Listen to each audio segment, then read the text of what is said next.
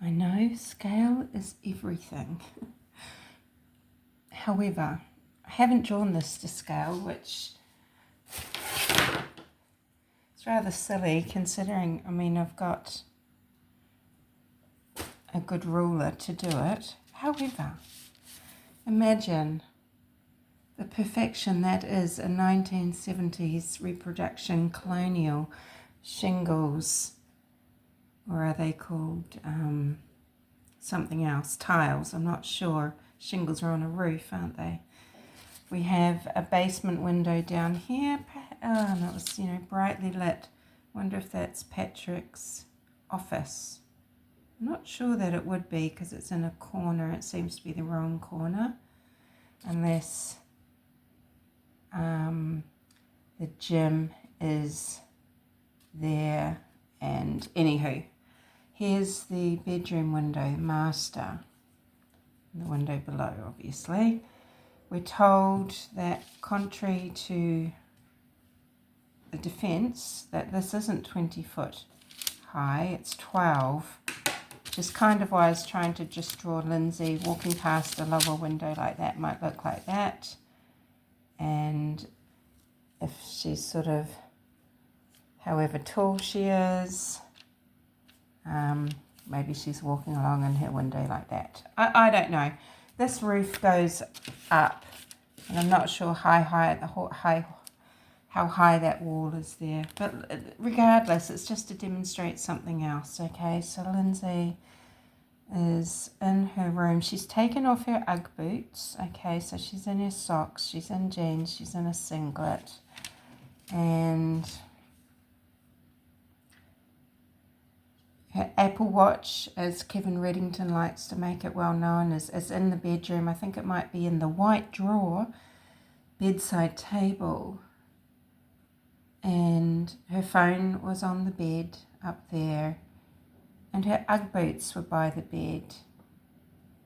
Why would you take off your Ugg boots? Why would you even think of that? I mean, maybe you're not even thinking about being cold out in the snow, but maybe you're thinking about getting a little foothold on something. And trying to just get a little foothold here. If you could lower yourself down, get a foothold, and maybe push out or stand on one foot very athletically like a little gymnast and turn and jump. Maybe you'd slip, something come out from underneath you. Now, you might think, no, did she just go head first? Look, and rub blood here and blood here. Go head first. Managed to lever her hands on here somehow and somehow do a deathly flip. I mean, that would be awful too, wouldn't it?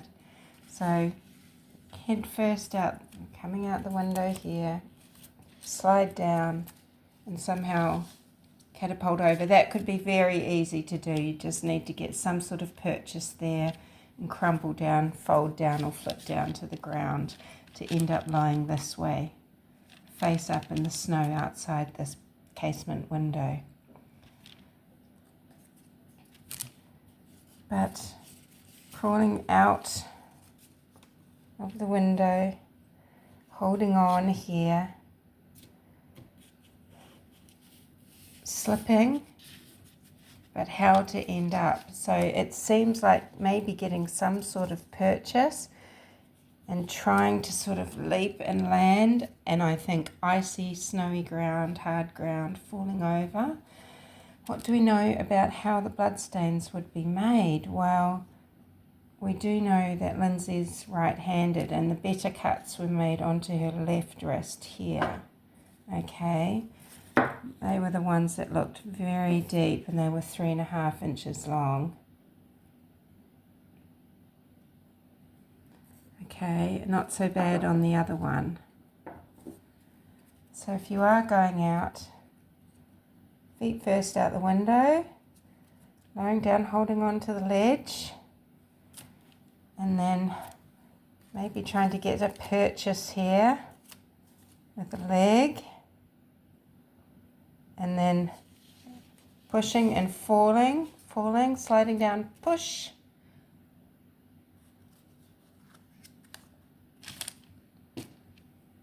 you're going to leave the marks there and there, and that's where it was found.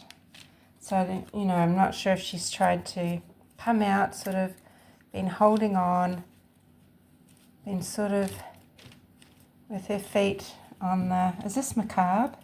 With her feet sort of there, trying to get down, or maybe even tried to grab a hold, I don't know, push off somehow, or she's just slipped down all the way to the ground. I feel like, though, where are the scuff marks and things like that? What other marks must be there on this house? But, it was this rest that had the damage, and so I just feel like it's the wrong wrist for face first. And, I was actually thinking that quite seriously at some point. She's just dived down and let herself drop this way.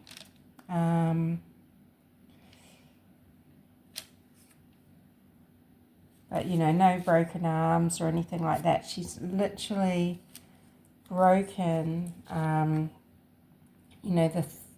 the areas here. Now, ribs, all of her ribs were broken, and Kevin Reddington wants you to believe that that was broken in this huge leap. But I think she's just fallen and cracked her thorax, her cervicals here, and with CPR, if you're not breaking ribs, you're not doing it right. And she had CPR, I believe. She went into a shock, or cardiac shock or something. And I think she had to have a blood transfusion because of that situation.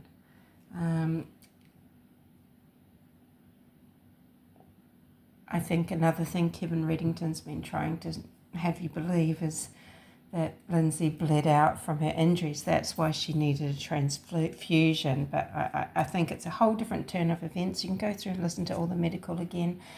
I need to, obviously, it's very late at night when I'm trying to catch up in the evenings before it starts again later tonight for the next day. So just thinking about that, she hasn't jumped, landed on her legs. That's not why she's paralyzed, It's because of a massive injury here, or just an unlucky injury, right? And it's not 20 feet, so she might have felt like she had some sort of chance of getting out and then being found, staging herself. And I don't think she planned to be out in the cold so long either, because from what I understand, and I could be wrong, but Patrick Clancy did spend quite the few minutes on his phone texting, now apparently just replying to work texts, but who knows. But, he took his time, and I think she thought he was going to be home 12 or 13 minutes earlier, so who's to say? But I am waiting to see, because I do think genuinely this was a woman in distress. It's just what sort of distress, how much in control was she?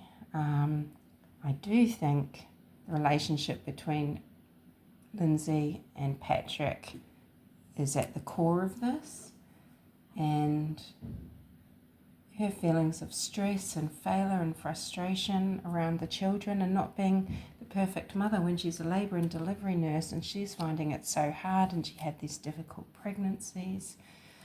I think I might try to remake this and make it shorter. Anyway, speak to you later.